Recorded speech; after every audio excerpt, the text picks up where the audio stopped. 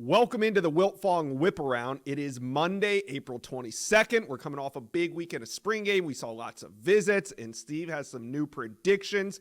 We got Wiltfong here. We're going to get it going. But first, you guys know the deal. Hit subscribe to the On3 Recruit channel. Look, we almost got this thing to 50K. We need your help. We can get there. Let's go. All right, let's bring on the great Steve Wiltfong. And where should we start? Let's go to Ann Arbor. We're going to start at Michigan because you dropped a huge prediction. We're not going to waste any time. We're right into it. Nathaniel Marshall to Michigan. What prompted this RPM from you, Steve? Number one prospect in Illinois, one of the top overall targets on Michigan's board, regardless of position, 6'5", 265 pounds. He spent 2 days at Michigan this weekend, soaking in the spring game festivities. His first time at the Big House since he was there in late November to watch the Wolverines clinch their third straight Big Ten championship, a win over the Buckeyes. Then spent the day there on Sunday meeting with Coach Sharon Moore and that staff, Coach Esposito. I just think he feels very comfortable at Michigan, loves the way they develop players, loves the environment. His parents are high on Michigan. I think that they have set the tone in this recruitment moving forward, and my RPM reflects that.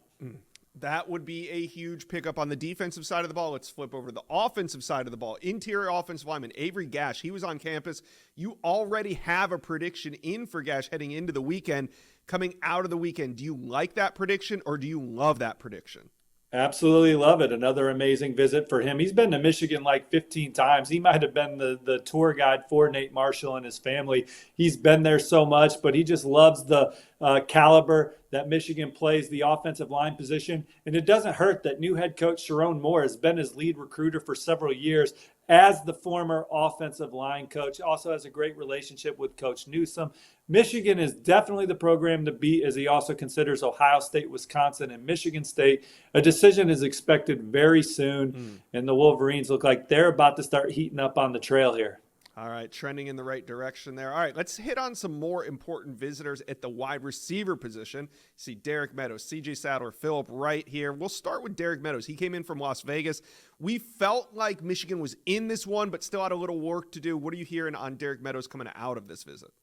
Well, he's a Michigan kind of kid. I mean, this is a young man that was favoring Notre Dame going into his spring visits, and chances are if you like one, you like the other. There's a lot of common things that both those programs boast for a student athlete, and he fits the bill. But look, he's also got a keen eye on the SEC. Alabama, Georgia, LSU, Tennessee also got spring visits. So official visits will be big for Derek Meadows moving forward. But Michigan probably trailed all those programs coming in. And people that spent time with him feel like it went very well over the weekend, spent a couple days on campus. So we'll see if Michigan gets an official visit moving forward. How about CJ Sadler? He's from Cass Tech right there in Detroit, Michigan. He was on campus. What are you hearing about Sadler? Well, Sadler's the number one 2026 prospect in the state, one of the most coveted players on campus, regardless of graduation year. And he said Michigan feels like another home for him, new coaching staff.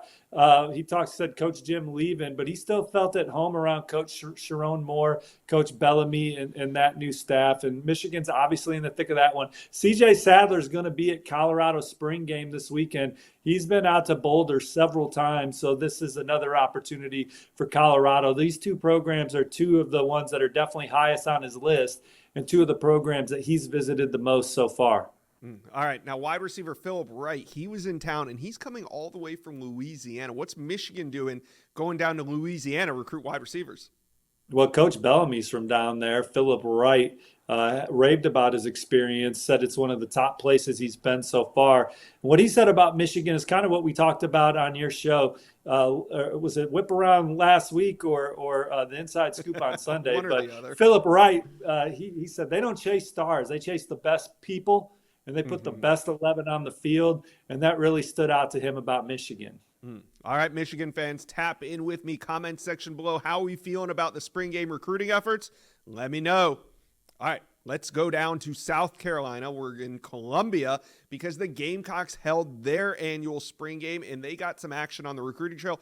They picked up 2 new commitments, both from the state of Virginia. Shamari Earls, he's a 6'1", 175-pound corner. And big old defensive lineman Caleb Williams, also from Virginia. He goes 6'6", 260. So they're adding some beef and also a really well-rounded corner. But they had other prospects on campus, namely the number one offensive tackle in America, David Sanders. He took his first official visit of his recruitment, and that was to South Carolina over the weekend. Let's bring in Steve Wiltfong. Steve, how strong of a player is South Carolina?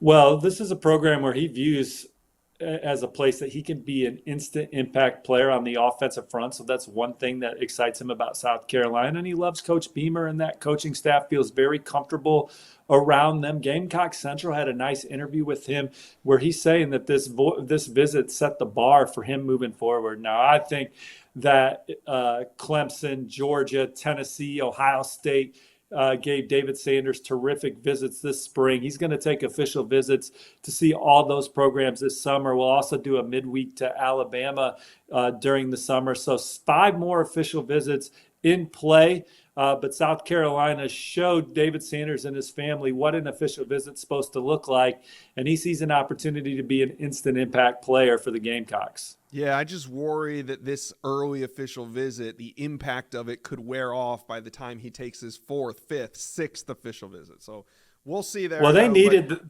the early official visit to kind of even get in the equation, because I think out of the 6 finalists, I would have ranked them number 6 coming into the officials. That means, I mean, he's certainly still high on him. This is a young man that could go to any school he wants in the country, and he's got him in the top 6. But he had a great visit, and again, South Carolina showed the Sanders family what an official visit looks like, and we'll see if the other programs measure up as he continues through his process. I mentioned that South Carolina picked up 2 new commitments, but there's also some new picks. You put in a prediction on the recruiting prediction machine for offensive lineman Shed Surratt, but also a big one. Jared Smith, the number 52 overall player, the number 6 edge in the country. You dropped that prediction on Monday. What is going on with Jared Smith in South Carolina? Well, this is the guy that South Carolina views as their Dylan Stewart in this class, and they're pouring into this recruitment, and he's been to campus several times, and I think that they are the leader. Now, there's several other programs in the middle of this. You got Georgia, you got USC, Florida State, Alabama, Auburn, to name a few. But South Carolina is, in my opinion, the one trending here, and people with knowledge of the recruitment feel the same way. So I like South Carolina here. Another one to keep an eye on for South Carolina, another elite player, is 5-star linebacker Zayden Walker, who is also back on campus this weekend. His brother, Jalewis Solomon, has signed with South Carolina in the 2024 cycle. And there are people that spent time with Zayden this weekend around the South Carolina program that feel like they could ultimately be tough to beat as well. Now, Georgia is certainly one that's also near the top of his list with their linebacker pedigree, the way they develop prospects at the position. But South Carolina is giving Zayden Walker a lot to think about as well, coming off another visit to Columbia. And Josh, as you alluded to, South Carolina landed 2 commitments from the state of Virginia this week in coveted cornerback Shamari Earls, who recently visited Alabama, defensive lineman Caleb Williams, who recently visited Texas A&M. And I still love my RPM forecast in favor of the Gamecocks for another top 10 player from the state of Virginia, and Kendall Daniels, a four-star safety out of Norfolk.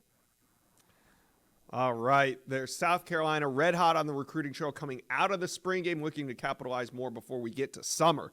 All right, let's head to Tallahassee, where the Seminoles held their annual spring game. Florida State had a couple of their top running back targets on campus. Byron Lewis and Usman Chroma were on campus. Steve, we know that they were in on Chroma early and were the first to offer him, but Byron Lewis, he's the in-state back that they really covet as well. How do you see things shaking out for the Seminoles with their 2 top backs? Well, I think they lead for Byron, out of Fort Lauderdale American Heritage. He's locked in his official visit for late June, and he, again, loved the environment, loves what Coach David Johnson does with his running backs, and just loves the way that the players carry themselves within the program as they try and compete for national championships. And I was talking with my colleague Chad Simmons this morning about Chroma.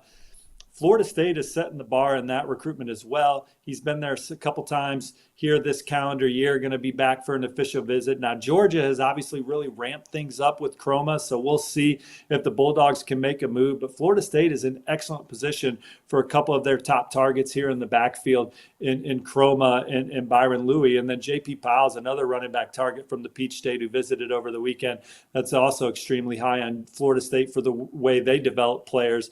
And Mike Norvell, he's always kind of been a running back guru himself. You see all the success that running backs had with him at Memphis, and now that's certainly carrying over to Florida State.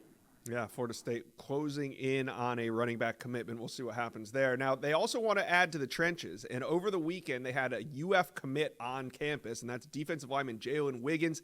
He's 6'5", 235, but he's from Tallahassee. He attends Rickards High School, and he committed to the rival Gators, but he's been on campus numerous times at FSU, and he was back for the spring game. Is a flip in the works here?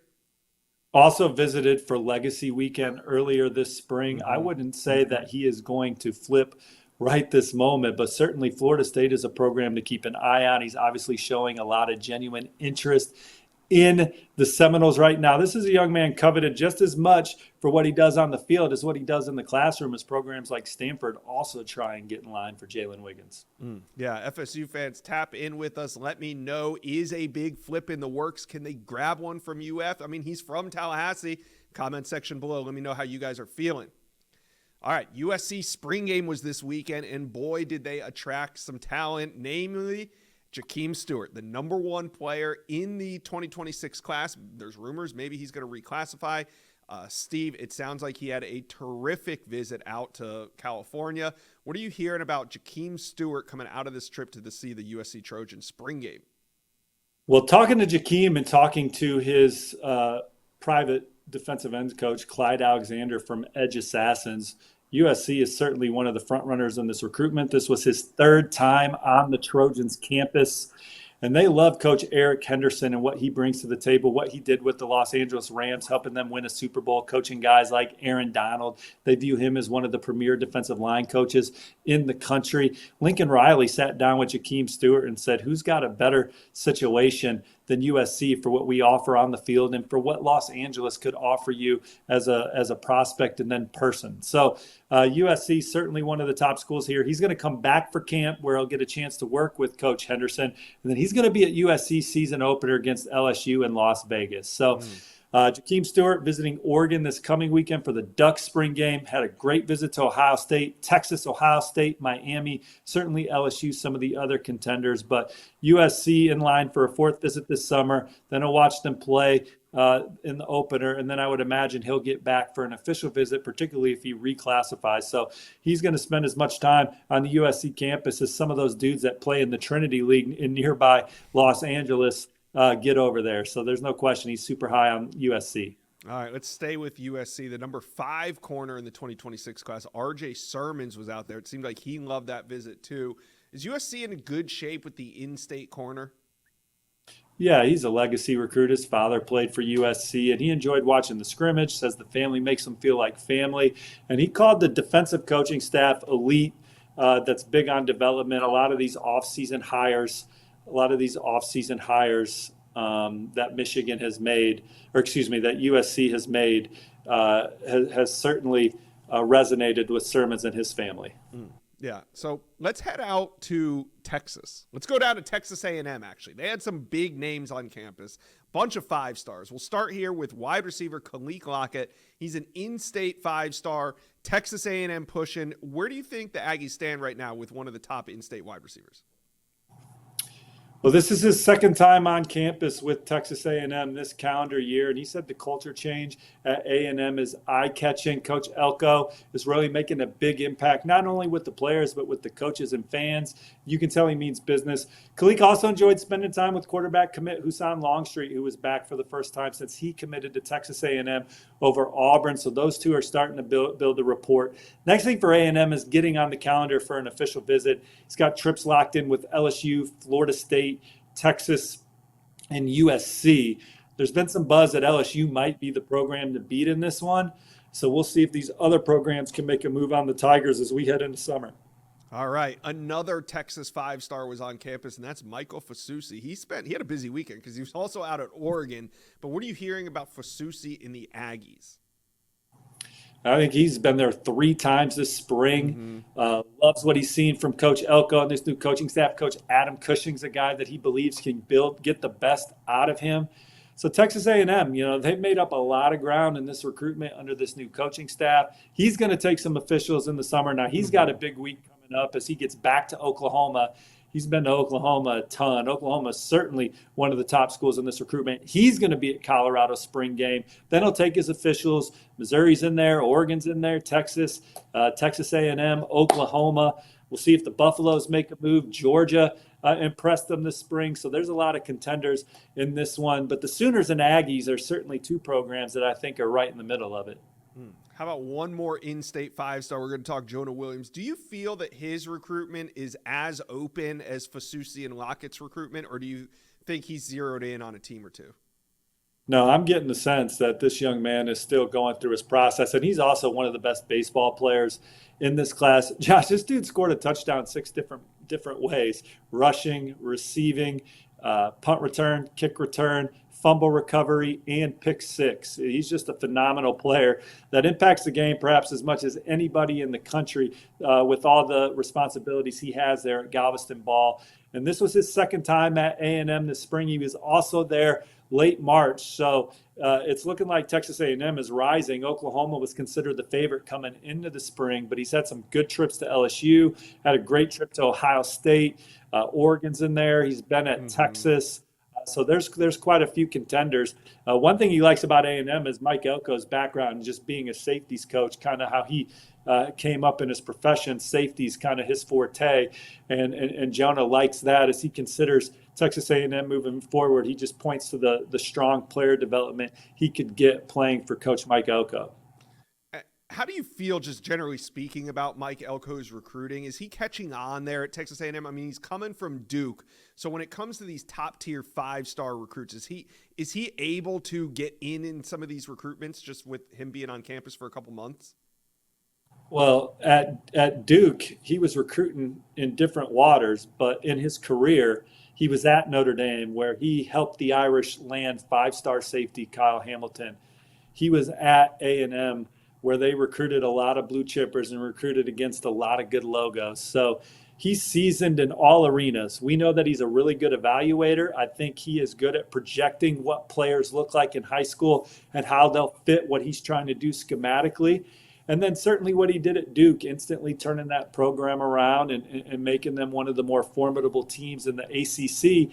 That's the plan here at Texas A&M. Now, the one thing about the SEC is these rosters are extremely talented. Texas A&M's kind of been a middle-of-the-road SEC program when you look at the NFL talent, the NFL draft, stack them up against some of the other programs in the league. But I think that Mike Elko has quickly proven that he will be able to get the most out of the roster at hand. There is some talent there.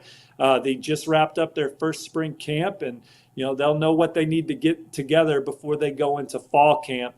But from a recruiting standpoint, he's ready to battle for the best in the country. He did it as an assistant coach. He knows what those battles entail. And Texas A&M is obviously in the middle of them as they hosted 3 more 5-stars. And then they recently landed one of the most coveted quarterbacks in the country in Husan Longstreet, who chose the Aggies over Auburn, Oregon, Ole Miss, and many others.